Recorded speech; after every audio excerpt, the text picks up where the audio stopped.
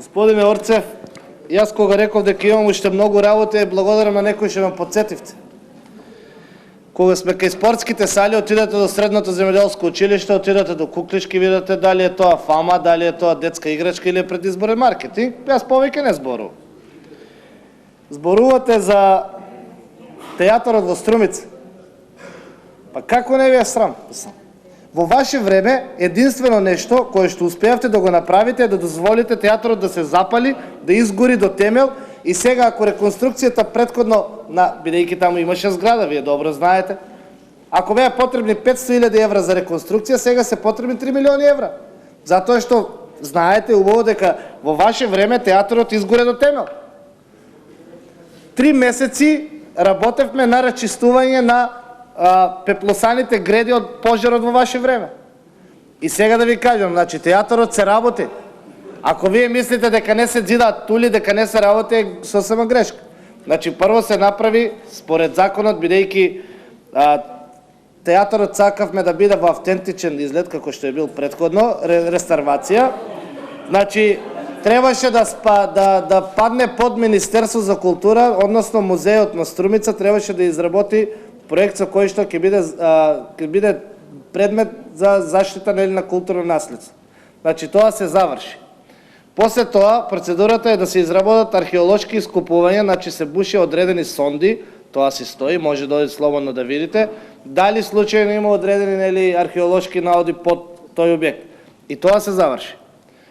Идејниот проект, меѓу кои има доста луѓе кои што се од СДСМ кои што работат на тоа, вие тоа добро го знаете, меѓутоа за политички маркетинг ви е потребно, работат на идејниот проект и идејниот проект е веќе готов, значи идејниот проект за театарот е готов и сега веќе е потребно оваа година, 2012 година, да се изработи главниот проект.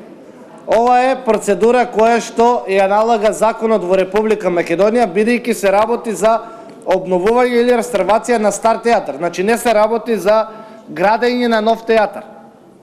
Јас лично тие работи не ги знаев, додека не почнав поактивно да се занимавам со таа проблематика.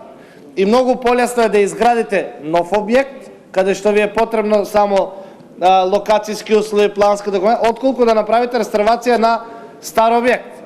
Односно си има одредена процедура која што музеот и Министерство за култура си го гони и таа процедура си е во тек и јас ве уверувам, онака како што напишавме во нашата програма, дека до 2014-15 година ние ќе имаме комплетно реставриран стар Струмички театар.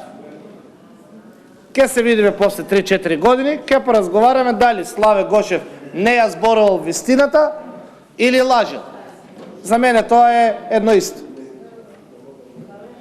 Исто така, кога сме веќе кај касарните, па зарем вие не знаете дека 2.800.000 евра собравте само од комунали благодарение на местото кое што ви беше дадено од Министерство за одбрана, каде што веќе моментално во Струмица се градат 3 нови стамбени комплекси.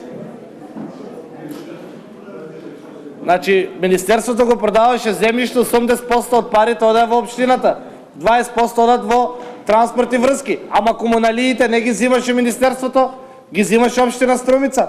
Тоа вашиот градоначалник јавно го призна, не го измислив јас.